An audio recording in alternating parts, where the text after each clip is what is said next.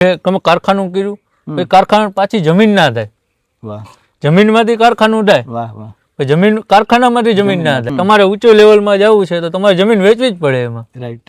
તમે પેલાથી જ સામાન્ય ચાલો, જમીન વેચવાનું પ્રોપર વાત જ નથી. ખેતીનું તો ભવિષ્ય રહેવાનું છે સાહેબ. ઓકે. કારણ કે જો ઘઉં રે કારખાનામાં કઈ થવાના નથી, માર્બલના કારખાનામાં કઈ માંડવી થવાની નથી. વેલા મોડા યુવા બધા ખેતી તરફ વળશે તો ખરા જ. ગમે ત્યાં ગયા તો એને કારખાનામાં વજન ઉપાડો ઓલું થાય તો એ લોકોને એ પોસાય છે. તો આ ઘરની જમીન છે તો એમાં તમે આધુનિક ખેતી કરો, ખાતર હાથે બનાવી, દવા હાથે બને, બધું ઓર્ગોનિક છે, બધા વસ્તુ આપણે મળી જાય વાડી ઉપર. અત્યારે જે અમે આધુનિક ખેતી કરી એ બધી ડ્રીપ ઉપર થાય કે ભાઈ રાતે કોઈને પાણી વાળવા ન જવું પડે. ખાટલો અહીં રાખી દીધો, મોટર ચાલુ કરી દીધી, અહીંયા બેઠા. પપ્પા, મારા ભાઈ, બધા ખેતીમાં છે. આધુનિક ખેતીમાં તમે ટ્રાય કરો ને, વરસાદ તમને ગમે એટલો માવઠા થાય, ગમે એ થાય, કે સમજી લ્યો કે ટ્રકની ટેમ્પરેચર હાઈ થઈ ગયું, એમાં આપણે એડજસ્ટમેન્ટ કરી શકીએ. આમાં પૈસા છે, પ્રોફિટ છે, મહેનત ઓછી છે, તો પછી આપણી ઘરની જમીન છે, આ જ કરવાનું થાય. આપણે ગાડીમાં પાછળ ગાડી છે એની પાછળ લખાવેલું છે આઈ એમ ફાર્મર. વાહ. અમને એમાં તમને પ્રાઉડ થાય છે કે અમે ખેડૂત છીએ. આજકાલ જો તમે કોઈ ગામડામાં પ્રવેશો તો તમને કેવું દ્રશ્ય જોવા મળશે? તમે ગામડામાં આવો તો તમને જે કેટલાય સમયથી કાટ ખાઈ ગયેલા તાળા મારેલી બંધ ખડકીઓ જોવા મળશે, વેરાન વાયરાઓ, ઉજ્જડ ખેતરો અને ભૂતકાળની જાહો જલાલીના જોરે આંખોમાં ઉજાસ લઈને જીવતા વડીલો. આ પ્રકારનું દ્રશ્ય જોવા મળશે કારણ કે ગામડાઓ સતત ખાલી થઈ રહ્યા છે, શહેરમાં ઠલવાઈ રહ્યા છે. કારણ કે આજે યુવાનો છે તે ગામડું મૂકીને શહેર તરફ પૈસા કમાવા માટે જઈ રહ્યા છે. ખેતી છે, ઘણા વડીલોને એવી ફરિયાદ હોય છે કે યુવાનો ખેતી નથી કરતા, પરંતુ આજે એક એવા યુવાનની વાત કરવી છે જે ગામડામાં જ રહે છે, ગામડામાં રહીને ખેતી જ કરે છે અને કહી શકાય કે શહેરમાં પણ ન કરે એ પ્રકારની એ યુવાન છે તે કમાણી કરી રહ્યો છે. અને આમ આપણે જોઈએ તો રાજકોટ જિલ્લાના આપણે લાખાપર ગામમાં છીએ અને ખાસ કરીને આપણી સાથે કલ્પેશભાઈ જોડાઈ ચૂક્યા છે અને તેઓ અનેક પ્રકારની ખેતી કરે છે. કેવી ખેતી? તો કે સ્ટ્રોબેરીની ખેતી, બ્રોકલીની ખેતી, ડ્રેગન ફ્રૂટની ખેતી અને એવી તો અનેક પ્રકારની જે કહી શકાય પાકો છે જે આપણે ખાસ કરીને એક સાહસ કરીને પાકો વાવે છે અને એમાંથી ખૂબ સારી કમાણી પણ કરે છે. તો આવો આપણે કલ્પેશભાઈ સાથે જ સીધી વાત કરીએ, વાત ગુજરાતી પર. થોડુંક આપણે ઊંડાણપૂર્વક સમજવું છે કે હું ધારો કે પરંપરાગત જે પાકો આપણે જે ચાલી આવે છે કે આપણે ચોમાસું પાકો વાવતા હોઈએ કે શિયાળુ પાક કે ખરીફ પાક જે આપણે વાવતા હોઈએ છીએ, ઉનાળુ પાક, તો એમાં વાવીએ અને આ વાવીએ, તમે જે આ બધું વાવ્યું છે તો એમાં શું ફરક છે? બંનેમાં શું શું તમને અલગ લાગ્યું અને બંનેમાં આવકમાં શું ફેર લાગ્યો તમને? જો પરંપરાગત ખેતીમાં તો એવું છે કે ઘઉં બધા પેલા વાવતા હતા, ચોમાસું થાય એટલે કે માંડવી વાવી દે, સોયાબીન વાવી દે. હવે વીઘે 20 મણ 22 મણ નીકળે. યસ. શું કે 20-22 મણ ગણો એટલે યાર્ડમાં વેચવા તમે જાઓ એટલે સામાન્ય 800-900 રૂપિયા વધીને 1000 રૂપિયા આવે. એટલે 20,000 રૂપિયા તો 25,000 રૂપિયા વીઘે ગણો, તો 25,000 માંથી ખર્ચો ગણવાનો, હાર્વેસ્ટિંગનો ગણવાનો, દવાનો ગણવાનો, પાણીનો ગણવાનો, એટલે છેલ્લે 5,000 રૂપિયા વધે. જી. તો આપણે એ નક્કી કર્યું કે ભાઈ એ 5 વીઘામાં નથી વાવવું, એની બદલે અલગ કંઈક ટ્રાય કરી.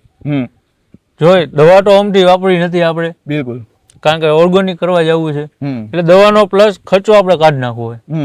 વધારે ખેડૂતને મારે કયો ખર્ચો કે દવા અને ખાતર, બિલકુલ બિલકુલ, એ બે વસ્તુનો ખર્ચો વધારે. તો આપણે એ વસ્તુ કાઢી નાખી કે ભાઈ ખાતર હાથે બનાવી, દવા હાથે બને, બધું ઓર્ગોનિક છે, બધા વસ્તુ આપણે મળી જાય વાડી ઉપર. કે ગાયોનું છાણ છે તો આપણે મળી ગયું, ગૌમૂત્ર મળી ગયું, લીમડો ગોતો તો આપણે લીમડા હોય છે. પછી આ આપણે લીલગરી છે તો લીલગરીના પાંદે એમાં નાખવાની. ઓકે. અને આંકડો આપણે બધે જોવા મળે. રાઈટ. તો ગળ તો ઘરનો હોય ખાવાનો, તો બિલકુલ, તો એ બધું મિક્સ કરી અને આપણે ઘરે જે છાશ વિધી હોય એ એક બાઉલમાં ભેગી કરી લઈએ કેરબામાં. એટલે એને 20-25 દિવસ એને વાસી કરવી પડે ખાટી કરવા માટે. એના અમુક વાયરસ આવે ને એમાં એ છાશ ને આંકડો બહુ કામ આપે. ઓકે. જે આપણો બહારની રાસાયણિક ખાતર દવા લેવી પડે ને એ ન વાપરી શકીએ. બિલકુલ. એના માટે આપણે દવા હેઠે ઉત્પન્ન કરી, ખાતર એ હાથે, ખર્ચો આપણે ઈટો નીકળી ગયો દવા ખાતર નો, પછી જે દવા ખાતર ના પૈસા મળ્યા પ્રોફિટ એ આપણી પાસે જ રહેવાનું છે. અને મહેનત કેમાં વધારે થાય છે, જે પરંપરાગત ખેતીમાં કે આમાં અત્યારે જે તમે જે કર્યું છે તેમાં? મહેનત વધારે ગણો ને એટલે પરંપરાગત ખેતીમાં વધારે છે. ઓકે. શું અત્યારે જે અમે આધુનિક ખેતી કરી એ બધી ડ્રીપ ઉપર થાય કે ભાઈ રાતે કોઈને પાણી વાળવા ન જવું પડે, ખાટલો અહીં રાખી દીધો, મોટર ચાલુ કરી દીધી, અહીંયા બેઠા. ઓકે. એટલે એ પ્રથમ મહેનત હાવ ઓછી થઈ ગઈ આપણી આધુનિક ખેતીમાં. પરંપરાગતમાં મહેનત વધારે હતી અને આમાં મહેનત ઓછી. ઓકે. તો જે રીતે કલ્પેશભાઈ આપણને ખૂબ ઊંડાણપૂર્વક સમજાવ્યું છે કે જે આપણે પરંપરાગત ખેતી કરતા હોઈએ છીએ તેનાથી જે રીતે તેમને આધુનિક ખેતી તરફ જે અલગ ચીલો ચાતર્યું છે તેમાં શું શું જે સાહસ હોય છે, કઈ રીતે તે ખેતી કરવાની હોય છે અને તેનું શું મહત્વ હોય છે, તેમાં કેટલો ફાયદો મળતો હોય છે, કેટલું જે મહેનત છે તે પડતી હોય છે, તે તમામ પ્રકારની વાત કરી. કલ્પેશભાઈ, હવે આપના વિશે થોડું જાણવું છે. પરિવારમાં કોણ કોણ રહે છે અને આપના અભ્યાસ વિશે તો વાત કરી, જે રીતે આપણે અભ્યાસ કર્યો છે, તો સૌપ્રથમ પરિવારમાં કોણ કોણ રહે છે અને ખેતી સાથે કોણ કોણ જોડાયેલા છે? અમે 2 ભાઈ છીએ. ઓકે. અને અમારા 2 ભાઈના મેરેજ થઈ ગયા. ઓકે. મારા પપ્પા છે. અમે ઘરમાં ટોટલ 6 સભ્યો છીએ. ઓકે. અને અમારે 60 વીઘા જમીન છે લાખાગઢ. અને અમે ત્રણ મારા પપ્પા, મારા ભાઈ, અમે બધા ખેતીમાં જ છીએ. ઓકે. એટલે અમારે અહીંયા શું કરવાનું, અમે ભાગ પાડી નાખ્યા બધાએ. ઓકે. કે ગમે સમજી લ્યો કે બહાર જવાનું થાય કે રોપ બોપ મગવવાનું થાય તો એ પછી મારા પપ્પાને કહી. ઓકે. એ કામ એમને જ સંભાળવાનું છે. વિભાગ કરી નાખ્યા આપણે. વાહ. શું માર્કેટિંગ કરવાનું હોય તો આપણે એ ઓનલાઈન આપણે અમે કરી. એ તમે જ કરો. અને રાજકોટ યાર્ડમાં ને એમાં વેચાણ કરવા જવાનું હોય તો એ મારો મોટો ભાઈ છે એને. એટલે બધાને જે પોતાનું શું કામ છે આખું મેનેજમેન્ટથી તમે સંભાળી લીધું છે. તો સૌપ્રથમ આમ જોઈએ તો તમારા પિતાએ છે તે પરંપરાગત ખેતી કરી છે, તો તમને આ વિચાર સૌપ્રથમ કોને આવ્યો હતો? તમને આવ્યો હતો, ભાઈને આવ્યો હતો કે પપ્પાને આવ્યો હતો? મારા પપ્પાને કહ્યું હતો આ વિચાર. એ ફરવા ગયા હતા બહાર. આપણે કર્ણાટકમાં ગયા હતા, કલકત્તા ગયા હતા. તો ત્યાં એ લોકો ફરવા ગયા હતા સ્પેશિયલ, અને ત્યાં ફાર્મ જોયા એને. એ ત્યાં જોઈને કે ફાર્મમાં શું છે, એટલે ત્યાં ફાર્મની વિઝિટ કરી. ત્યાં તમારે કેવું છે કલકત્તામાં ને એમાં કે ફાર્મ ઉપર જાવ ને એટલે એક જણાનો 200 થી 300 રૂપિયા ચાર્જ લે એ લોકો વિઝિટ કરવાનો. વિઝિટ કરવાનો જ ફક્ત? હા. વાહ. જોવાનો શું કે આ કઈ રીતનું છે.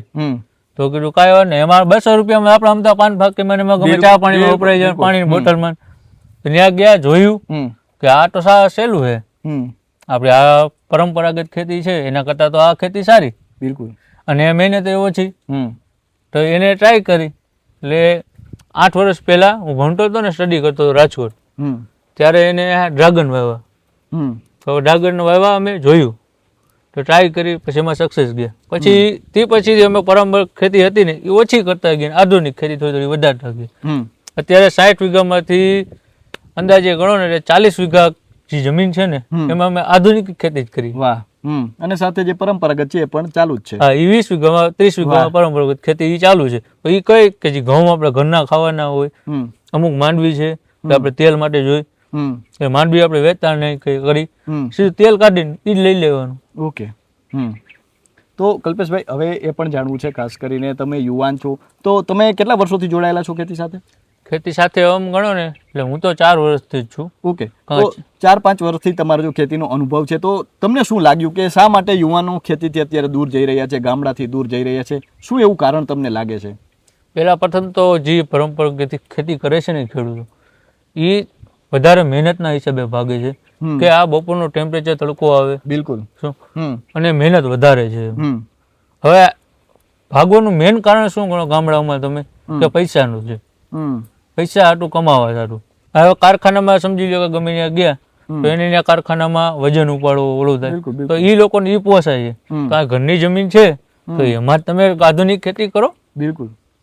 તો યુવાનો પણ ક્યાંક જોડાઈ શકે છે જો આ રીતે કરવામાં આવે તો? મેન યુવાનોને વાંધો શું છે કે આમાં મહેનત છે. એને એમ છે કે વાડી છે એટલે એમાં મહેનત ફૂલ કરવી પડે. અને આવક પણ અનિશ્ચિત છે, વાતાવરણ પણ એ પ્રકારે ઘણી વખત બદલતું હોય છે, તો આવક અનિશ્ચિત હોય છે, એ પણ એક કારણ લાગે છે તમને? હા, આવકનું એ અનિશ્ચિત થાય કારણ કે પરંપરાગત ખેતીમાં જે અમુક ટાઈમે વાતાવરણ પલટો મારે છે આપણે, એના હિસાબે પાક ખરાબ થાય છે, એના હિસાબે એમાં રોગ કેવરાવે. પછી આધુનિક ખેતીમાં તમે ટ્રાય કરો ને એમાં અમને ક્યાંય નડે જ નહીં. વરસાદ તમને ગમે એટલો માવઠા થાય, ગમે એ થાય, કે સમજી લ્યો કે ટ્રકની ટેમ્પરેચર હાઈ થઈ ગયું, એમાં આપણે એડજસ્ટમેન્ટ કરી શકીએ છીએ, પણ થોડીક આધુનિક વસ્તુ વાપરવી પડે. કલ્પેશભાઈ, ખેતીનું ભવિષ્ય શું જોવો છો? યુવાનોના હાથમાં છે, આપણે જોઈએ તો હવે યુવાનોનો આપણે ભારત દેશ કહીએ છીએ, પરંતુ ખેતીનું ભવિષ્ય શું જોવો છો? ખેતીનું તો ભવિષ્ય રહેવાનું છે સાહેબ. ઓકે. કારણ કે જો ઘઉં રે કારખાનામાં કે કંઈ થવાના નથી, માર્બલના કારખાનામાં કઈ માંડવી થવાની નથી. હવે મિલ છે બરોબર ઓઇલનું, તો એમાંથી કઈ ઓટોમેટિક તેલ નથી આવવાનું. બિલકુલ બિલકુલ. અને પેટ ભરાવાના નથી. એના માટે ફરજિયાત ખેતી તો હોય છે જ. રાઈટ. એનું ભવિષ્ય ખેતીનું સિવાય ત્યારે બીજા સમયમાં છે નહીં. ઉજળું ભવિષ્ય લાગે છે કે ભવિષ્ય કેવું લાગે છે? ભવિષ્ય સારું છે ખેડૂત માટે. શું કારણ કે ગમે એ વસ્તુ થવાની છે એ જમીનમાંથી જ થવાની છે, એ કારખાનામાં ઉત્પન્ન નથી થવાની. કારખાનામાં થાય છે, પ્રોડક્ટ બને છે, એ બધી વસ્તુ થાય, પણ જ્યારે માલ જ નહીં હોય તો પ્રોડક્ટ ક્યાંથી બનવાની છે આપણે? ઓકે, તમને લાગે છે કે યુવાનો ભવિષ્યમાં આ તરફ આકર્ષિત થાય? કારણ કે અત્યારે તો યુવાનો ઓછા રસ દેખાય છે. અમે ગામડે ગામડે જતા હોઈએ છીએ, બધા વડીલો સાથે વાતો કરતા હોઈએ છીએ. એ વડીલોનું કહેવું છે કે યુવાનોને ખેતીમાં બિલકુલ રસ નથી, એ લોકોને ગામડામાં રહેવું નથી, અને ઘણી વખત અલગ કારણો પણ હોય છે, જે સગાઈ જેવા કારણો પણ આપણે નકારી ન શકીએ. પરંતુ લાગે છે તમને કે યુવાનોને આકર્ષણ થશે ભવિષ્યમાં ખેતી તરફ? ખેતીમાં એકાબીજાને જોવે આપણે. શું અત્યારે વસ્તુ શું એકાબીજાની જોવાની છે, મેન વસ્તુ તો એકાબીજાને જોઈને એ દેખાય થાય. શું તો આપણે પેલા પણ આપણે દેખાડી છે ને જે સારું વસ્તુ, ગમે એ લોકો છે એમાં આકર્ષણ છે કે ભાઈ આ વસ્તુ છે, આમાં પૈસા છે, પ્રોફિટ છે, મહેનત ઓછી છે, તો પછી આપણી ઘરની જમીન છે, આ જ કરવાનું થાય. એટલે વહેલા મોડા યુવા બધા ખેતી તરફ વળશે તો ખરા જ. અને યુવાનો તૈયારીઓ પણ કરતા હોય છે, વર્ષોના વર્ષો સુધી તૈયારીઓ પણ કરતા હોય છે, તો એમને આમાં ભવિષ્ય લાગે છે તમને કે આમાં પણ ભવિષ્ય બની શકે? હા, આમાં ભવિષ્ય તો પ્રોફેશન પાક્કું જ છે સાહેબ. કારણ કે ગમે એ વસ્તુ તમે અત્યારે કૃષિ સંઘમાં જાઓ તો અત્યારે ત્યાં બધા લોકો આધુનિક ખેતી કઈ રીતની થાય એની માટે તાલીમ લે છે એ લોકો. બિલકુલ. કે તાલીમ લીધા પછી ઘરે ફાર્મ ઉપર આવીને બધા લોકો ટ્રાય કરે. અત્યારે જે તમે ગણો એટલે પેલા આપણે મશરૂમ નતા મળતા. બિલકુલ. હવે અત્યારે જાજે ભાગ તમે ગણો ને એટલે ખેડૂત અમુક એની જે વાડીએ ખાલી જગ્યા પડી હોય ને એમાં મશરૂમ ઉગાડે છે. કારણ કે એ લોકોને દેખાય છે યુવાને કે આમાંથી આપણે પ્રોફિટ મળે છે. આપણે પરંપરાગત ખેતી હાલતી હતી, નો ડાઉટ એમાંય સારું હતું, પણ એમાં કરતા વધારે પ્રોફિટ આમાં છે. એટલે અત્યારે બધા મશરૂમ ટ્રાય કરે. તો મેં હવે જોયું, તમને જોયા કે ભાઈ તમે મશરૂમ વાવ્યા, તમારું પ્રોફિટ સારું છે, તમે હું તમને શીખામણ દઉં કે ભાઈ એકબીજાને ખેડૂતને એકબીજા સલાહ આપે, માહિતી આપી શકીએ, ત્યારે એ લોકો એ ટ્રાય કરે. જે ટ્રાય થાય ત્યારે જ એકબીજાને મળે ખેડૂતને. બિલકુલ. કલ્પેશભાઈ, આમ જોઈએ તો અત્યારે એક બાજુ આપણે આમ સમાજમાં જોવા જઈએ તો આપણે ત્યાં અત્યારે જમીનો છે તે વેચાઈ રહી છે. યુવાનો પણ ઘણા યુવાનો જમીનો વેચીને કોઈક અથવા સાહસ કરતા હોય છે, ધંધો બિઝનેસ માટે પોતાની જમીન વેચતા હોય છે. તમારા માટે જમીનની કિંમત શું છે, શું માનો છો? કારણ કે જમીનો વેચાઈ રહી છે, વડીલોને પસંદ નથી, તેમનું કેવું છે કે જમીન માં છે આપણા માટે, અને એક બાજુ જમીનો વેચાઈ પણ રહી છે. શું માનો છો, તમારા માટે જમીનની કિંમત શું છે? જમીનની તમે આમ ગણો એટલે કોઈ કિંમત જ નથી. જમીન અમૂલ્ય કહેવાય. જમીન ક્યાંથી નીકળે નહીં. તમે કારખાનું કર્યું, કારખાના પાછી જમીન ના થાય, જમીનમાંથી કારખાનું થાય, જમીન કારખાનામાંથી જમીન ના થાય, એમાં ઉત્પાદન ના થાય. એટલે જમીનનો આમ ગણો એટલે કોઈ અમૂલ્યનો કિંમત ના થાય. આ તો બધા અત્યારે એવું છે કે દેખાદેખીમાં જમીનના પૈસા હાટું થઈને વેચાણ કરે છે. પછી એના જે જમીનમાંથી પૈસા નીકળે એ જ રાખો ને વાપરો. દેખાય શું કામ કરવું જોઈએ? સામાન્ય રહ્યો, તમારે ઊંચો લેવલમાં જવું છે તો તમારે જમીન વેચવી જ પડે એમાં. રાઈટ. તમે પહેલાથી જ સામાન્ય ચાલો, જમીન વેચવાનું પ્રોપર વાત જ નથી આવતી કે. અને જમીન નહીં હોય તો તમે ખાઈ જશો. જમીનના પૈસા રહેશે, ક્યારેક તો વપરાઈ જવાના છે. 20 વર્ષ 30 વર્ષ ગણો ગમે સામાન્ય કે 30 વર્ષમાં પૈસા પૂરા થઈ જવાના. અને જમીન છે તો અમારા છોકરા છે એ ખેતી કરીને ખાઈ શકે, એના છોકરા જમીન ખેતી કરીને ખાઈ શકે. એટલે જમીનની કિંમત ના થાય છે. આ તો બધા વેચવા હતું કે ભાઈ આપણે થોડીક સુવિધા કરી, ગાડી જોઈ, મકાન સારા જોઈ, રાજકોટ ફરવા જવું પડે, એના માટે સુવિધા માટે બધા વેચે. બિલકુલ. ભાઈ એ લોકો એને જોતા કાઢી પાછલી પેઢીનું શું છે, પાછલી પેઢીનું વિચાર. પછી આપણા દાદાએ વિચાર લીધું હોત કે ભાઈ જમીન વેચી નાખો, બરોબર, આપણે સાયકલ લઈ લ્યો, રાઈટ, ગામમાં મકાન નરિયા વાળા બનાવી લ્યો, જે પ્રમાણે સમય હાલતો હતો એ પ્રમાણે થાય વસ્તુ. તો આપણી પાસે અત્યારે હોત નહીં જમીન. બિલકુલ. બધાના દાદા એવું વિચારવું હોત કે આપણે જો સુવિધા કરી તો આપણી પાસે જમીન ના હોય. સાચી વાત છે. અને હવે એ પણ જાણવું છે કે તમે સંયુક્ત કુટુંબમાં રહો છો, બેન ને ભાઈઓ સાથે રહો છો, પિતા સાથે, તો બધા લોકો જે ખેતી સાથે તમે જોડાયેલા છો ત્રણે, તો ક્યારેય એમ નથી થતું ઓપિનિયન મેચ ન થતા? ઘણી વખત ઝઘડા ને એવું થાય, શું વાવું શું ન લાવવું, એવું કઈ થાય છે ક્યારે? નહીં, એવું ના થાય. કારણ કે અમે વિભાગ જ પાડી નાખ્યા છે. ઓકે. જમીનમાં કે ભાઈ આ કે આ વાવવાનું વસ્તુ, આ લોકોને આ રોપ લેવાનો, બી લેવાના, અલગ અલગ વિભાગ બધા, એટલે બધાના વિભાગ જ અલગ છે. એટલે એમાં કોઈને કઈ વાવેતરનો કોઈ પ્રોબ્લેમ જ ના થાય. કારણ કે માર્કેટિંગ વાળા નોખા છે, ઉગાડવા વાળા નોખા, બરોબર, હાર્વેસ્ટિંગ કરવા વાળા માણસો નોખા, અને વેચાણ વાળા નોખા. ઓકે. એટલે એમાં કોઈ પેલા પ્રથમ કઈ ઝઘડો બગડો થાય નહીં.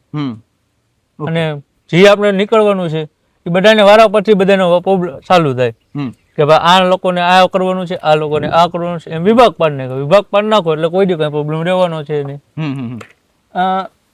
જોઈએ તો અત્યારે યુવાનો છે તેમને કહેતા શરમ આવે કે હું ખેતી કરું છું, તમને આવે છે ક્યારે? નહીં સાહેબ, આપણે જરા નહીં. આપણે ગાડીમાં પાછળ ગાડી છે એની પાછળ લખાવેલું છે આઈ એમ ફાર્મર. વાહ.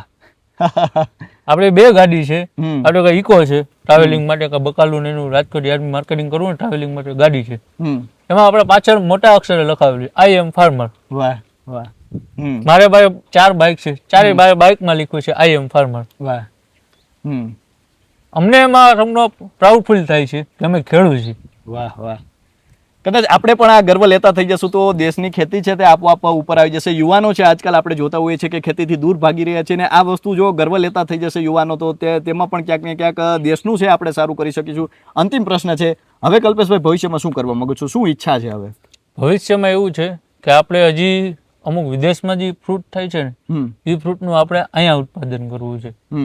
એટલે આપણે આધુનિક ખેતી સાવ આધુનિક જ કરી નાખવી છે. જે બહાર મળે છે એ આપણે અહીંયા મળવું જોઈએ રાજકોટમાં, ગમે એને.